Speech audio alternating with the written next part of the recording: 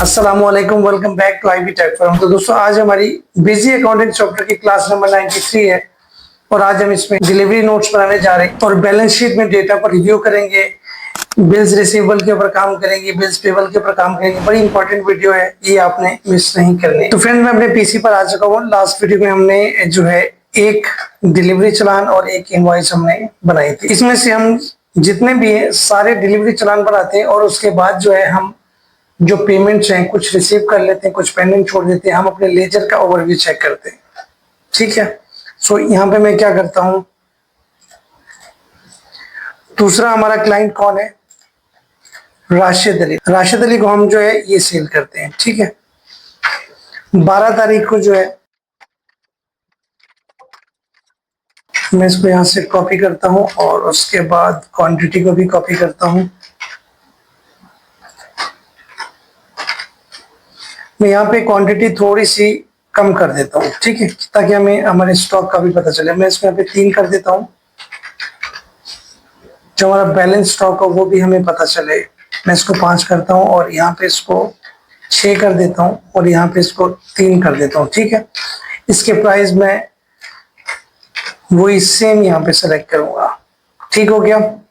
और अब उसके बाद जो है मैं इसको सेव करता हूँ। अगर आपने कोई नरेशन में कोई डिटेल ऐड करनी तो वो आप कर सकते हैं,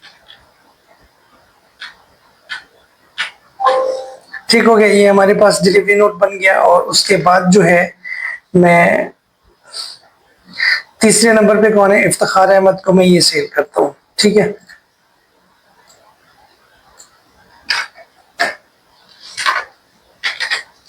तेरह तारीख को जो है मैं एक और डिलीवरी चालान बनाता हूँ। ये स्टॉक मैं यहां से खत्म कर देता हूँ,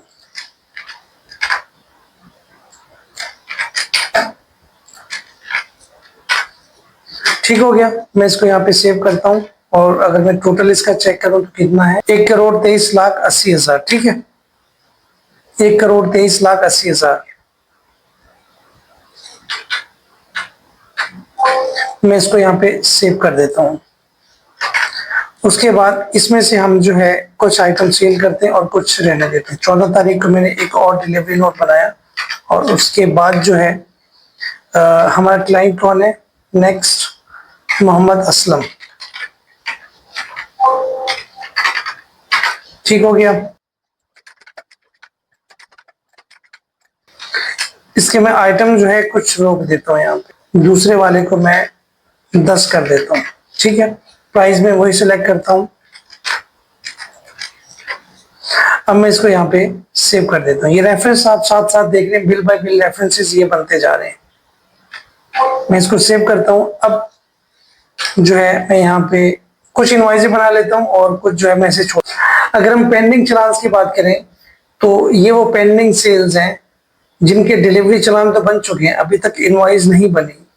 ये डेटा पूरा का पूरा जो है रिफ्लेक्ट करना चाहिए बैलेंस शीट में कि जितने भी डिलीवरी चलान बने ना ये सारे हमें बैलेंस शीट में पेंडिंग सेल्स में शो होना जरूरी है, ठीक हो गया। इसमें से कि कितने चलान जो है पेंडिंग है उसमें से कुछ हम इनवॉइसेस बना लेते हैं, फिर बाकी हम उसको चेक कर लेते हैं कि अब इतने हमारे पेंडिंग सेल्स में आ रहे हैं। सो मैं बैलेंस शीट में जाता हूँ यहाँ पे और डेट वाइज ये आप देख सकते हैं यहाँ पे आ रहा है पेंडिंग सेल्स चलान, ठीक है। ये हमारे पास जितने भी है ना ये सब के सब पेंडिंग में पड़े हुए हैं जो अभी हमने बनाए हैं। तो पहले आप ये टोटल अमाउंट जो है ये आपने नोट कर लेनी है। मैं इसका एक स्क्रीनशॉट ले लेता हूँ यहाँ पे। ये इसी अमाउंट का मैंने स्क्रीनशॉट ले लिया हुआ है। अब मैं चला जाता हूँ यहाँ पे इनवॉइस बनाता हूँ। 11 तारीख को मैं इनवॉइस बना लेता हूँ। अगेंस्ट चलाना आपने रखना है और यहाँ पे आपने करना है एक्सेल शीट पे चला जाता हूँ। दूसरा क्लाइंट हमारा है राशिद अली, ठीक है। राशिद अली का एक चलान पेंडिंग है। F11 करूंगा ऑटोमेटिकली उठाएगा, ठीक है। ये इसने पेंडिंग चलान यहाँ पे शो कर दिया। तो मैं इसके ऊपर क्लिक करता हूँ और यहाँ पे जो है ये देख रहे 26,75,000 जो है इस वाली अमाउंट से निकल जाएंगे, ठीक है। अगर मैं यहाँ पे कैलकुलेटर ओपन करूं F10 आपने करना है और यहाँ पे आपने इस टोटल अमाउंट से जो है यानी 15,05,000, ठीक है। इसमें से आपने माइनस कर देना है, माइनस हमारे पास जो है हमारे पास जो है यहाँ पे 26,75,000,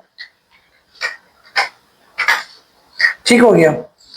अब हमारे पास जो रिजल्ट आना चाहिए पेंडिंग सेल्स में 1,74,80,000 जो है हमारे पास पेंडिंग सेल्स में आना चाहिए। मैं इस अमाउंट को यहां भी लिख लेता हूं, 1,74,80,000, ठीक हो गया। ये हमारे पास पेंडिंग सेल्स होनी चाहिए इस इनवॉइस को निकाल के। अब अगर मैं यहाँ पे इसको सेव करता हूं, मैं चला जाता हूं यहाँ पे बैलेंस शीट पे,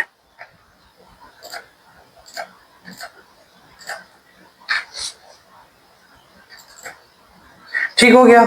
ये हमारे पास ये अमाउंट और ये अमाउंट जो है मैच कर गई है। अब यहाँ पे मसला क्या होता है, मसला ये होता है कि बहुत सारे चालान जो है वो पेंडिंग रह जाते हैं, क्योंकि जब कोई सीक्वेंस नहीं होती ना काम में, तो वहां पे मसले मसाइल आते हैं।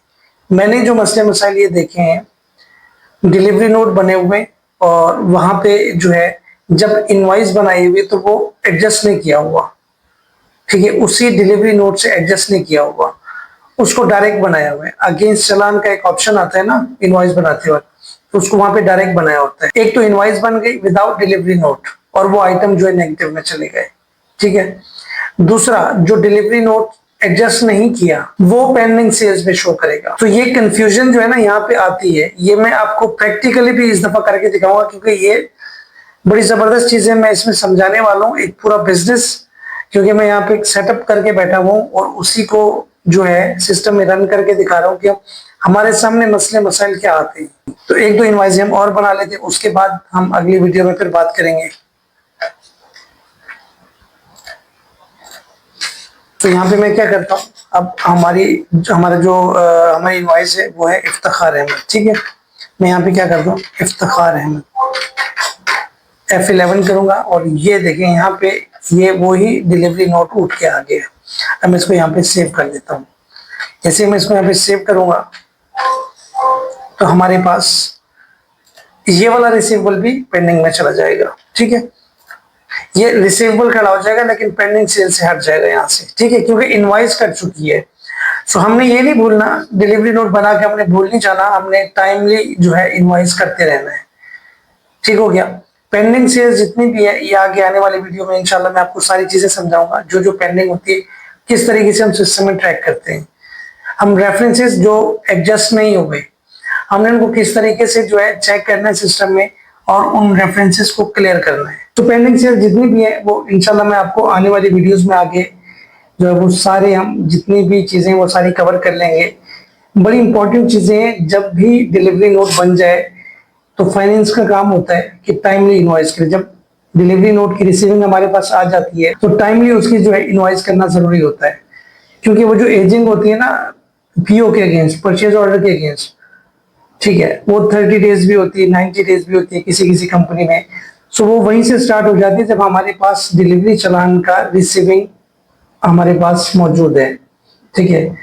क्लाइंट के पास मटेरियल पहुंच गया, उसने एक्नॉलेजमेंट कर ली, उसके बाद इनवॉइस करना जरूरी है। बस अगर ऐसा होता है फाइनेंस में जो है डिलीवरी नोट चला गया लेकिन इनवॉइसिंग करना भूल गए, वो 3-4 दिन 5 दिन बाद याद आता है कि यार अब इनवॉइस करनी है, क्योंकि अकॉर्डिंग टू इनवॉइस डेट तो वो 5-6 दिन जो है वो आगे चले जाएंगे, ठीक है। ये मेरे से भी बहुत दफा होगी गलतियां, खैर मैं इस चीज को एक्नॉलेज करता हूँ, लेकिन इन चीजों को सीखा है।